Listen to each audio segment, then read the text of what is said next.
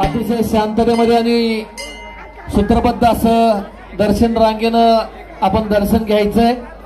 कृपया सर्वांना विनंती आहे, आपण कुणी गडबड करू नका।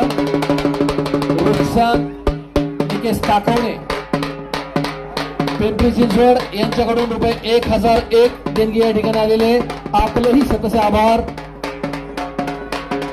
अक्षय मांढरे आबेपुरी यांच्याकडून ₹501 देणगी या ठिकाणी आलेले, आपलेही शतशे आभार।